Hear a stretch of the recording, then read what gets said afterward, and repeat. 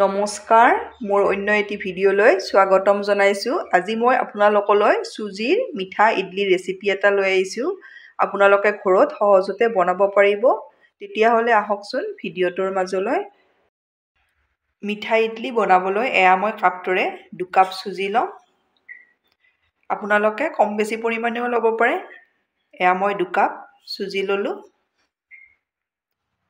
আধা কাপ একেটা কাপেৰে মই আধা কাপ চেনি দি দিছোঁ। আপোনালোকে কম বেছি পৰিমাণেও ল'ব পাৰে। মিঠা যদি বেছিকৈ খায় তেতিয়াহ'লে অলপ বেছি 1 কাপ কৰিও দিব পাৰে। এয়া মই আধা চামুচ নিমখ দি দিছোঁ। এতিয়া মই চুজি, চেনি আৰু নিমখখিনি ইয়াতে ভালদৰে এইদৰে মিলাই ল'লোঁ। এইদৰে মিলাই ল'ব।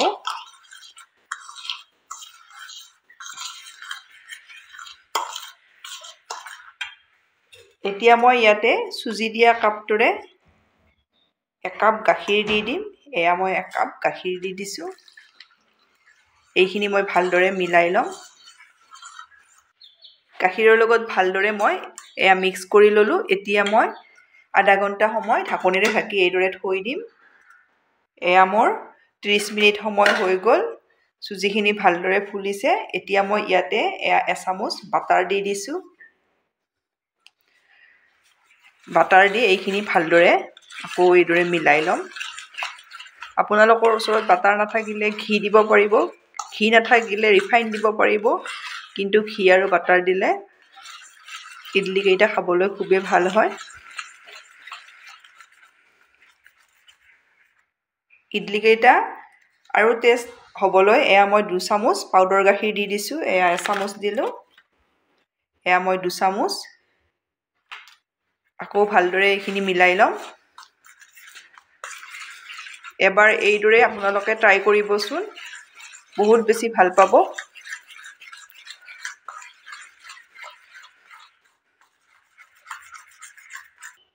ইয়াত মই আধা চামুচ ইলাইচি গুড়ি দি দিছোঁ। এয়া মই আধা চামুচ বেকিং পাউডাৰ দি দিছোঁ। এতিয়া মই গোটেইখিনি ভালদৰে মিলাই ল'ম। আপোনালোকে মোৰ ভিডিঅ' চাই ভাল পালে লাইক, কমেণ্ট আৰু ছাবস্ক্ৰাইব কৰি দিব। ফেমিলিৰ লগত শ্বেয়াৰ কৰিব।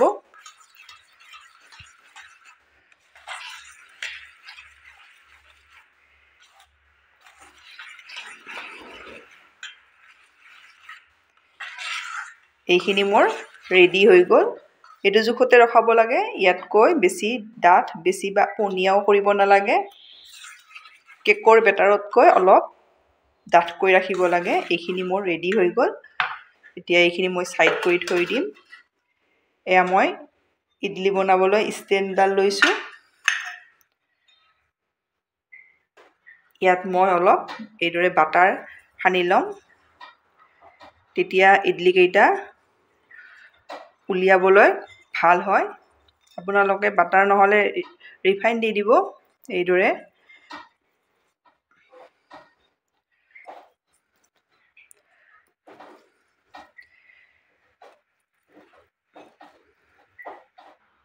এতিয়া মই চুজিৰ বেটাৰখিনি আকৌ এবাৰ এইদৰে ভালদৰে মিলাই লৈছোঁ। ইয়াতে দি দিম এতিয়া ষ্টেণ্ডডালত। এইদৰে বেছি বেছিও নিদিব। ভৰ্তিকৈ দিলে এইটো ফুলি আহিব। সেইকাৰণে অলপ কমকৈ দিব।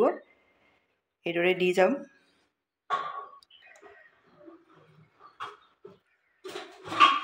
এইদৰে এয়া মই ষ্টেণ্ডডালত দি এইদৰে ৰেডি কৰি ল'লোঁ।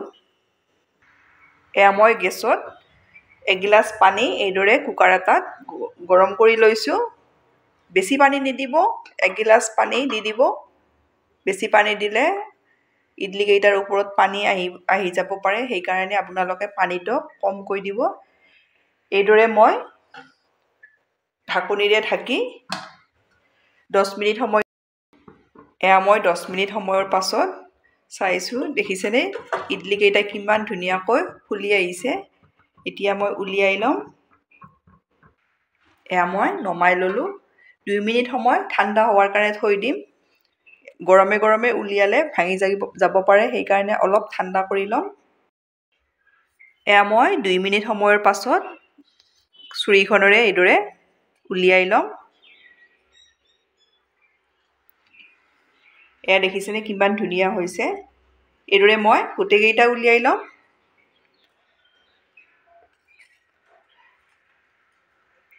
দুই নম্বৰটো উলিয়াই ল'লোঁ। এয়া মোৰ ইডলি ৰেডি হৈ গ'ল। আপোনালোকে এইদৰে ট্ৰাই কৰিব পাৰিব, বহুত বেছি ভাল পাব। আপোনালোকৰ সন্তানেও খাই ভাল পাব। মিঠা নোখোৱাই চেনিটো অলপ কম বেছি পৰিমাণে ল'ব পাৰে। আপোনালোকে ভিডিঅ'টো চাই কেনে পালে মোক কমেণ্টত জনাব। ধন্যবাদ আপোনালোকে ভিডিঅ'টো শেষলৈ চোৱাৰ বাবে।